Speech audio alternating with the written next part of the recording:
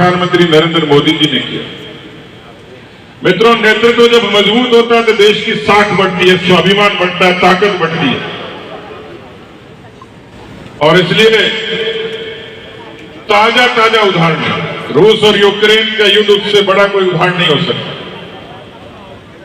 उस रूस और यूक्रेन की लड़ाई में भारत के 25,000 लोग फंसे हुए थे। देश के प्रधानमंत्री जी ने चिंता की, वायुसेना के विमान भेज दिए, केंद्र सरकार के मंत्री पड़ोसी देशों में भेज दिए, लेकिन आने की जोखिम तो वहां बसे हुए भारतीयों की अपनी थी। किस तरीके से संविधान का, तिरंगे का, भारत माता का और वंदे मातरम का मान होता है। मेरे क्षेत्र का, विधानसभा क्षेत्र का एक मेडिकल का विद्यार्थी यूक्रेन से जब सकुशल आया तो मैंने पूछा, यार तुम आए कैसे? वहां तो गोलीबारी थी, बमबारी थी। उन्होंने कहा कि हम सुनते थे कि देश के प्रधानमंत्री नरेंद्र मोदी जी ने भारत की साख ऐसी बढ़ा दी कि कोई हिंदुस्तान के लोगों का बाल बांका नहीं कर सकता। तो हमने कहा, जिंदगी से तो क्या पता जाएंगे आ जाएंगे, लेकिन देख लेते हैं। तो उन्होंने कहा कि हमने कपड़े का सफेद टुकड़ा लिया, उस सफेद कपड़े को तिरंगे से रंगा और हिंदुस्तान के तमाम विद्यार्थी उस तिरंगे को लेकर जब सड़क पर निकले यूक्रेन की, एक चमत्कार देखा। रूस की बमबारी बंद हो गई, यूक्रेन की गोलीबारी बंद हो गई, हिंदुस्तान के सारे लोग सकुशल हिंदुस्तान की धरती पर आ गए। यही साख होती है, यही स्वाभिमान होता है। दूसरी तरफ राजस्थान की स्थिति देखिए। हिंदुस्तान के नक्शे पर खत्म होती कांग्रेस, जो कश्मीर से कन्याकुमारी, कच्छ से कामरूप तक, जो नीति से, विचार से, व्यवहार से नकार दी गई, आज वो कांग्रेस अस्तित्व के संकट से जूझ रही है। और केवल 2 प्रदेश बचे थे, राजस्थान और छत्तीसगढ़।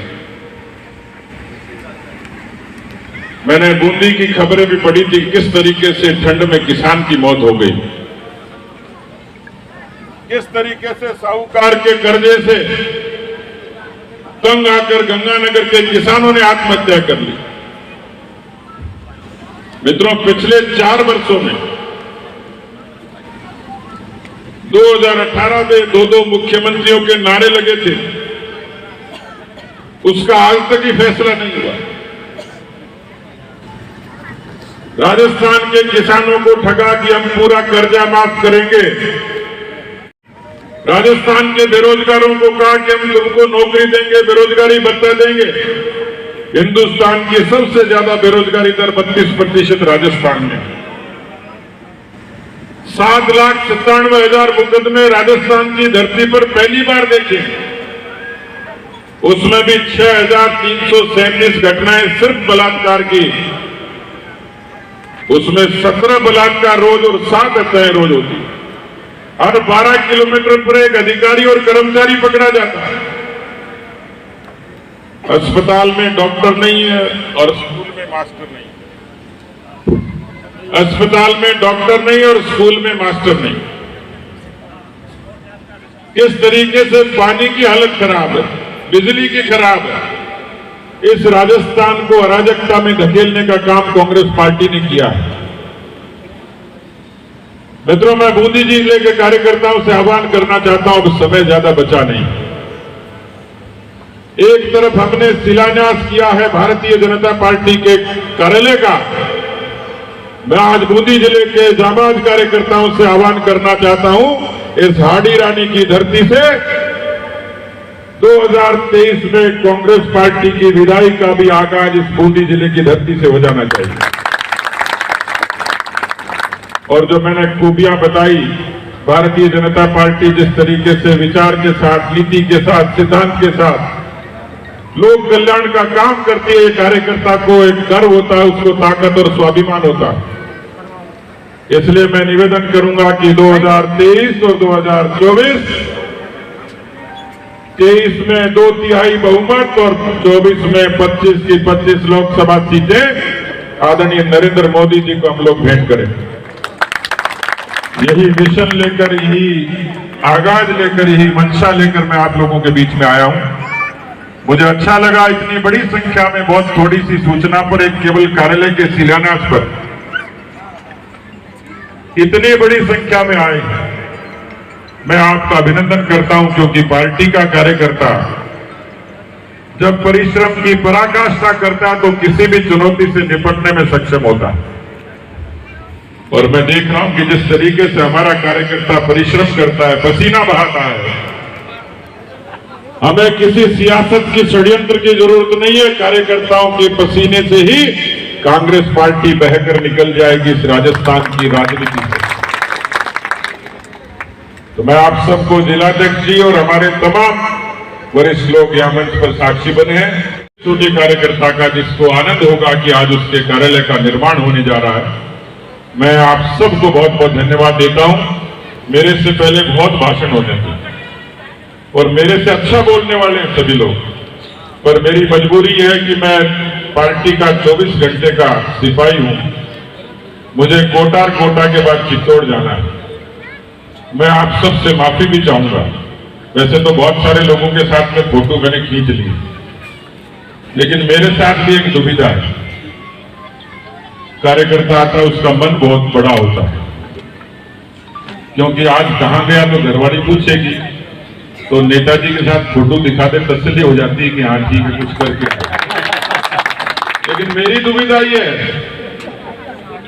कि एक बार खिंचवाता है, फिर दूसरी बार खिंचवाता है, फिर तीसरी बार, कई बार तो 18 बार फोटो खिंचाता है। तो मैंने कहा इतनी क्यों खिंचवा रहा है? बोला जी पहले वाली साफ नहीं आई, एंगल फिट नहीं हुआ। तो इस एंगल के चक्कर में मुझे बड़ा, कई बार तो ऐसा होता है कि फोटो मेरे साथ खिंचाते मुझे धक्का मारते रहते। मेरी तो आदत बड़ी हुई है। लेकिन मैं आपसे निवेदन करना चाह रहा हूं, मैंने बहुत लोगों के साथ खिंचा ली और भी खिंचवा लेंगे, लेकिन नीचे ये मंडल अध्यक्ष जो है धरना दिए बैठे हैं, नाराज होकर उधर पीछे चले गए।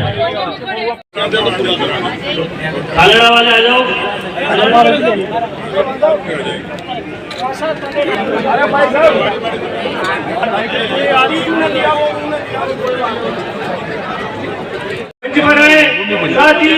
भाई भारतीय जनता पार्टी हमारे किसान बूंदी जिले में भी आज ये शुभारंभ किया गया है।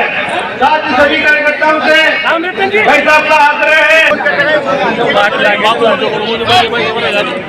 अरे चेयरमैन साहब बैठ जाओ भाई साहब, मोबाइल पीछे आ जाओ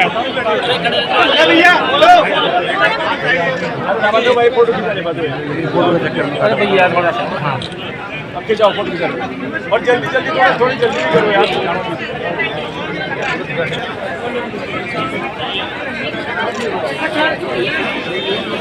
हो गया ना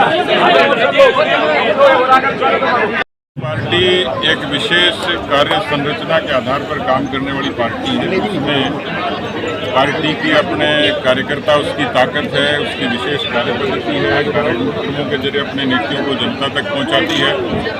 हम लोग कार्यकर्ताओं के परिश्रम की पूंजी से कोष खड़ा करते हैं और कार्यकारिणी से कार्यक्रमों का हम लोग विधिवत रूप से क्रियान्वयन करते हैं। लेकिन उसके लिए जो एक सबसे ज़्यादा मुख्य स्थान होता है, जिसकी महिमा होती है, वो हमारा कार्यालय होता है।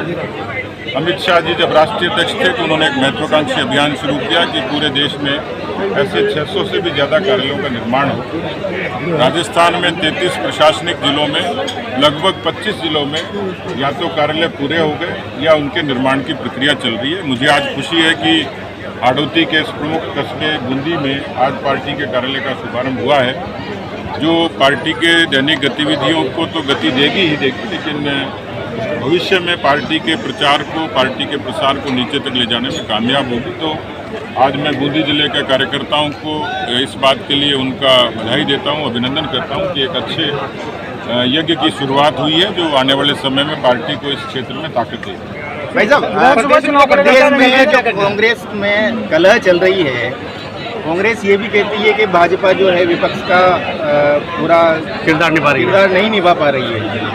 ये तो उनका सोचना है, लेकिन पिछले 4 वर्षों में जिस तरीके से सरकार के खिलाफ सदन में और सदन के बाहर भारतीय जनता पार्टी के कार्यकर्ताओं ने पराक्रम किया, कोरोना जैसी विभीषिका में सेवा का पराक्रम किया कांग्रेस का आकलन हो सकता है, लेकिन जिनके घर शीशे के होते हैं उनको पत्थर फेंकने की इजाज़त नहीं होती है। आज जो स्थिति कांग्रेस की है, कहने को तो उनके घर का झगड़ा, लेकिन उनके घर के झगड़े की जो सीधी जो हालात हैं, घर के झगड़े कांड जो उत्पन्न हुई स्थितियाँ, उससे राजस्थान का शासन प्रभावित हुआ है। कोई भी अस्थिर पार्टी, अंतर्द्वंद से जूझती हुई पार्टी लोक कल्याण का शासन नहीं दे सकती। वो सत्ता में आए थे 2018 में, राजभवन में दो मुख्यमंत्रियों के नारे लगे थे। उसके बाद उनका आलाकमान सोता रहा। 4 वर्षों तक कांग्रेस पार्टी ने अपनी लीडरशिप का निर्णय नहीं किया। हिंदुस्तान में 5 भारतीय जनता पार्टी ने मुख्यमंत्री बदले, पत्ता नहीं हिला, और एक मुख्यमंत्री को बदलने के लिए इतनी मशक्कत हुई।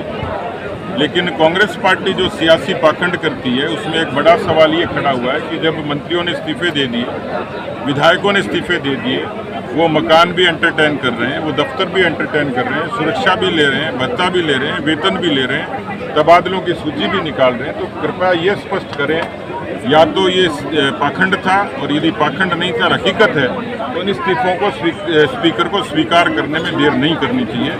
आज राजस्थान की जो स्थिति है, अपराध के मामले में, भ्रष्टाचार के मामले में, किसान कर्जा माफी के मामले में, बेरोजगारी के मामले में, कानून व्यवस्था के मामले में, इन सारी परिस्थितियों की दोषी को ये तो कांग्रेस पार्टी है। मुझे लगता है कि कांग्रेस पार्टी का ये अंतर्द्वंद इस बात का संकेत है कि 2023 और 23 के बाद हमेशा के लिए कांग्रेस पार्टी राजस्थान से विदा हो। भाई साहब, बड़ा मुद्दा तो यही है ना कि जो राजस्थान से राष्ट्रीय अध्यक्ष के नाम की घोषणा हुई थी, वो एक बार फिर से बैकफुट पे जाना पड़ा है गहलोत जी को। सचिन पायलट जी का मुख्यमंत्री के लिए नाम सामने आता है। दोनों ही गुमराह कर रहे हैं कि मुख्यमंत्री कौन होगा। क्या माने इसको? इससे मैंने कहा ना कि सबसे ज़्यादा ठगी हुई कोई है तो राजस्थान की जनता है। 4 वर्षों में जो अराजकता हुई, आज भी जो अस्थिरता है, कांग्रेस पार्टी के अंतर्द्वंद के कारण आज पता नहीं है सरकार कौन चला रहा है। केवल सियासी पाखंड है, और इसलिए कांग्रेस के इस अंतर्कलह का, अंतर्द्वंद का राजस्थान की जनमानस पर, जनता पर फर्क पड़ा है। राजस्थान को पीछे धकेला है। आलाकमान में यदि कुव्वत होती तो 4 वर्षों पहले फैसला कर लेते, लेकिन 4 वर्षों तक। अरे माला पहनते नहीं है? मैं पहनता हूँ, पहनाता हूँ, पहन लेनी चाहिए।